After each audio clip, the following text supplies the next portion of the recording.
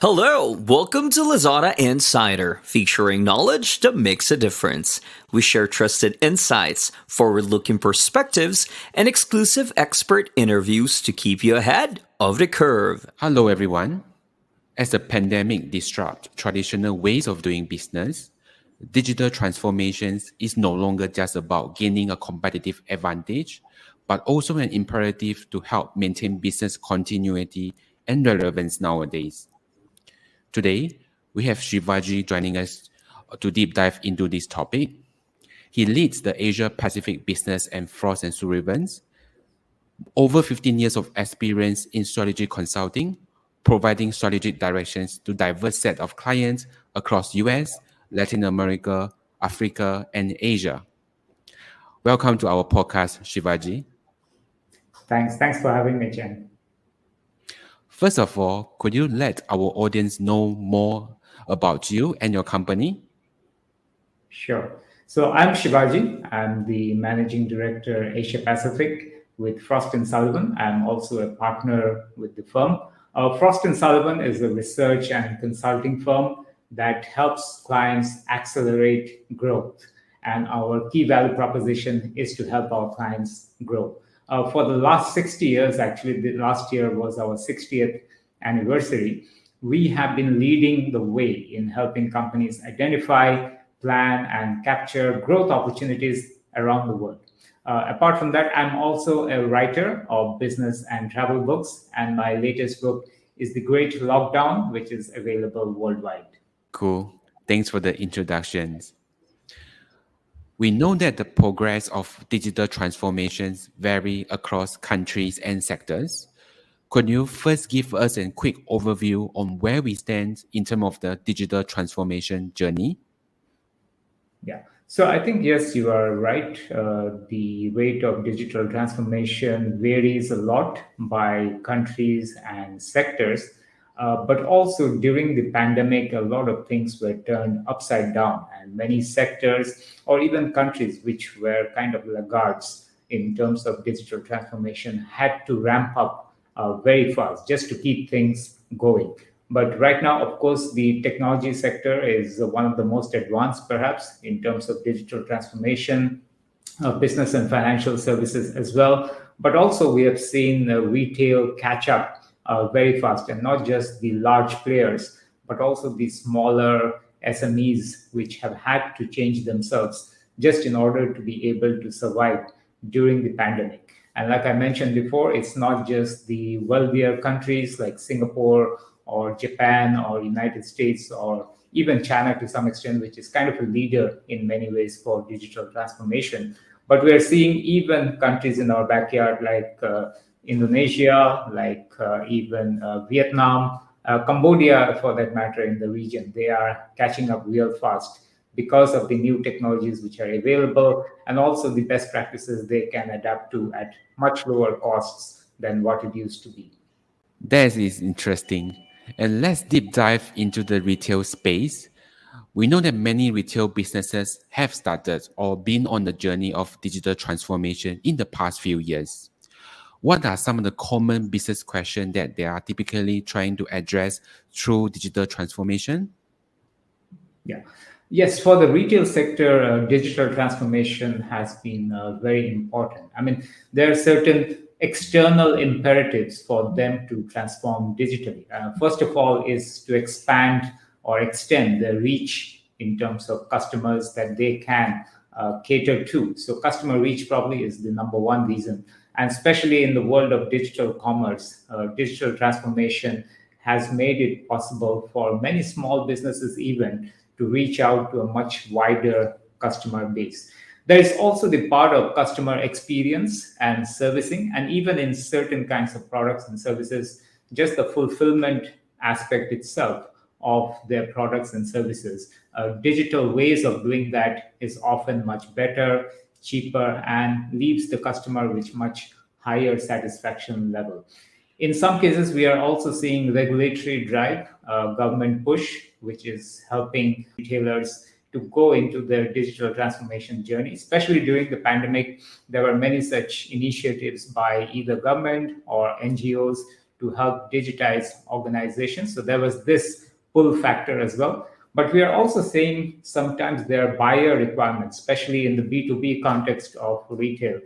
Sometimes when the buyers are especially large, just to be able to integrate with their procurement system, service delivery system, product delivery systems, retailers need to have this digital capabilities. And finally, also sustainability. I mean, even for the retail sector, going digital means lesser consumption of resources often. And given the push towards sustainability and the need for this very important part, we are seeing retailers embrace digital technologies. But of course, these are more of the external side. On the internal side, also, we see digitization brand bring in greater efficiency, greater collaboration, greater understanding of customers. We have many examples of retailers using digital technologies like big data, machine learning, and all to understand more their customers and cater to their needs in a much more effective way. But also, what we are seeing now is that there's this big shortage of manpower in the last few months, and also the spiking of wages in many markets, which is causing retailers to adopt digital transformation to perhaps reduce their dependence on humans to be able to run their businesses. Thanks for highlighting both external and internal aspects of it. I'm sure a lot of business now acknowledge digital transformations is certainly a journey, and it starts with knowing a business current stage of digital maturity. So please help us to understand a bit more about this concept. What is digital maturity and why is it important for us? Yeah, so digital maturity has been defined by many people in different ways. At Frost and Sullivan, we have our own digital transformation maturity framework.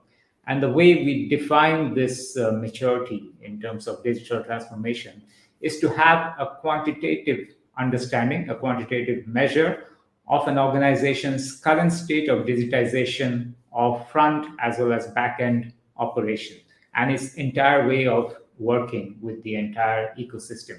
So this maturity framework, this takes into account both the input, the output, and the outcome of digitization of key functions across the organization, not just in one particular silo. And we also compare the current maturity of the organization with respect to global best-in-class performers in their respective sectors. So when you talk about maturity, it's always in relationship to the best of class, because by itself, digital maturity doesn't mean a lot for an individual organization. And so there are different stages of digital maturity, which also have corresponding critical success factors and best practices that one needs to understand and embrace to be on this journey. Sure, I'm very curious. Could you help us to walk us through the different stage of digital maturity and maybe some of the best practices as well? So I mentioned that it's a journey, and there are different stages of digital maturity. The way we have developed this maturity index is to look at 5 stages. So of course, the phase 1 or the first stage is kind of very basic. You are even not aware of digital technologies out there. There is no understanding at a corporate or an organization level of what you need to do. And the most that employees have are their own personal devices with which they use whatever they feel themselves to be doing. So that's the stage 1, which we call as the unaware stage of digital maturity.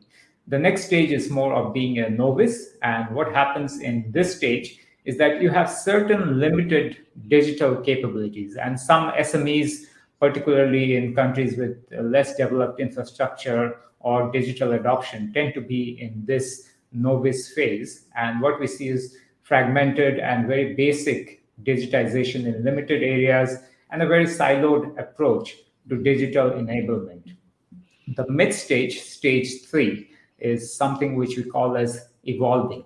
And many SMEs, I would say, fall into this evolving phase. And what it entails is certain basic digital capabilities, but a visible sign of digital roadmap. What it means is that at an organization's management level and its strategic level, there is a clear understanding of the need to digitize and a roadmap in the next 3 to 5 years on how to embark on that journey. So you have partial digitization of certain processes, certain business functions, and certain operational components. And also you are steadily investing, steadily developing capabilities into all of these areas.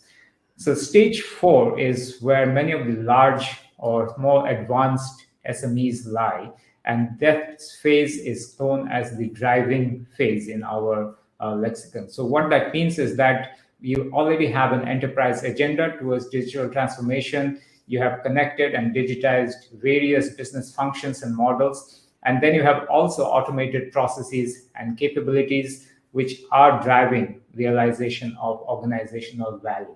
And the final phase, stage 5, which is the peak or the best phase to be in, is the leading phase. And many of the global majors are probably in this phase, where you are having a digital-centric organization. So the whole principle or the whole value of the organization centers around catering to digital operations. And you have all the new best-in-class technologies, AI, cognitive technologies, a lot of automation, self-managed functions. You have real-time capabilities, connected business functions, and also you not just digitize your internal operations, but you also have an influence on your buyers, your suppliers, on how they operate by integrating with your capabilities. So it's programmable, it's controllable functions, and a completely digital business as usual, rather than changing things here and there. The business as usual itself is completely digital in this case. So these are the 5 stages, right from unaware to a mid stage of evolving,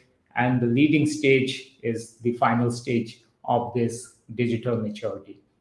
Now, when you talked about best-in-class practices, of course, what we do and what we recommend is that for each of these modules, we have to first look at what are the different functions in the organization. So you have your finance function, you have your customer relationship, you have your product development function, and you have your marketing functions as well. And for each of these, there are different components. So just to give an example, in finance, you may have the functions related to tax governance. You may have accounts payable, accounts receivable function.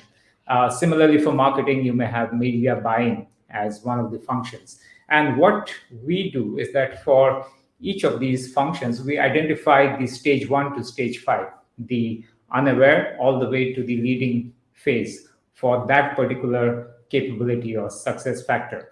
Now, stage 5, coming back to my example on finance, digital tax governance, stage 5 would be about having a centralized tax management solution to address your corporate tax requirements, your tax compliance issues. And this is going to be on demand and client based. So that is what we call as the best practice stage 5 for digital tax governance. Let's take another example, intelligent accounts payable, accounts receivables optimization.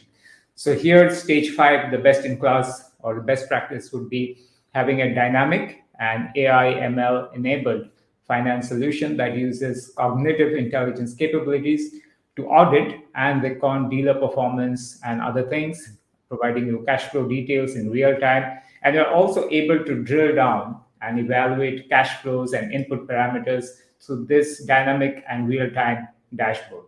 Now, the last example I would like to give here for a best practice is, say, in terms of marketing, where media planning, media buying is an important function. And the stage 5 here for digital maturity would be to have a natural language processing or a web social screening powered media planning tool that automatically sources audience perspectives from multiple digital sources, provides a real-time visibility into available media, their reach, customer segments to be targeted, and all that, and allows all these to be modeled into scenarios for effective media planning. So these are some of the best-in-class practices according to various functions that could lead to level 5 in digital maturity.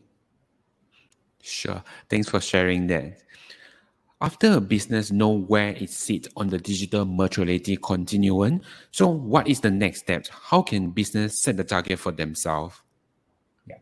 So what we always recommend and what companies need to do is that once you look at your digital maturity, you should be able to understand where exactly you are as an organization. And this is not a top down number, but it's a bottom up maturity. What it means is that, as I mentioned before, you have to look at all your functions, all your capabilities within functional areas. So you would know that where are the gaps, where you are doing well, which are the weak links, and so on. So you'll have a very good understanding of where you are in terms of your own digital maturity. But when you take an exercise like this, understanding your digital maturity, what you also get to know is what are the best in class practices, what we discussed just before. So you know where you are and you know where the gaps are and what are the best in class. So you have kind of a journey that you can undertake from now till what you aspire to be across different functions, across different areas, to bring about a whole of organizational change to achieve what you are doing. And most importantly, you have to be able to translate this into tangible outcomes for both the bottom line as well as the top line going forward. So it's not just also looking at the technology, not just also looking at processes, but also the people aspect, the organization's capability aspect, and also how you interact with your ecosystem, whether it be your buyers, whether it be your suppliers, all the way to your regulators. So all of these, you can have action items in a lot of detail, which you can embark on once you have a good understanding of your own digital maturity. Last but not least, do you have any other additional advice to be shared with our Southeast Asia businesses? Yeah. So what I would suggest is that this whole journey towards digital maturity is applicable and relevant to all sizes of organizations, all sectors of organizations, and all functions of organizations. So there is no excuse to say that I'm a small player. There is no need because the regulators are not asking me to do so, or labor is cheap in our country. So there is no need to give these excuses when you do that, because the benefits that we have seen across sectors are substantial enough to embark on this digital transformation journey. And especially, I think the pandemic has made it very clear that having such backup plans, having this level of digital maturity is not just nice to have, but is a must have for not just business continuity, but also for success and competitive advantage going forward. So I would say whether you are a retail organization, SME in Indonesia or Cambodia or Philippines or Singapore, always think about your digital maturity and what's next in this journey for your organization. Cool. That brings us to the end of today's episode. Thanks for joining us today, Shivaji.